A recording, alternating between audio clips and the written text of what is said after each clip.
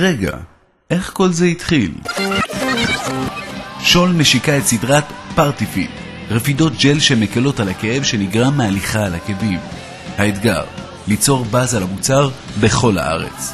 הטוויסט, אם אפשר ללכת על עקבים בלי כאבים, אפשר גם לרוץ עליהם. וכך נולד מרוץ על עקבים. אחרי שהמרוץ על עקבים נערך בבירות רבות בעולם, זה קורה גם אצלנו. הופה. הבאז היה מיידי. מאות נשים נרשמו תוך שבועות כדי לזכות בפרס הראשון. באירוע התחרו עשרות נשים מול קהל עצום והמון עיתונאים וצלמים. האירוע עשה רעש, המון רעש. אף תחרות ריצה במכבייה לא הביאה כל כך הרבה צלמים כמו התחרות שהתקיימה היום בטיילת בתל אביב.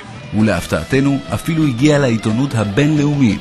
In Tel Aviv, Israel last night, where fashionable footwear पैरों में high heels वाली सैंडल पहनकर 50 मीटर जी हाँ, इजराइल के तेल अवीव में एक खास तरह की दौड़ מרוץ על עקבים של פארטיפיט הפך לאחד האירועים מחוללי השיחה הגדולים ביותר שהתקיימו בשנים האחרונות בישראל, והביא חשיפה למותג בשווי מיליוני שקלים. המודעות למותג עלתה פלאים, והצרכניות רצות לחנויות.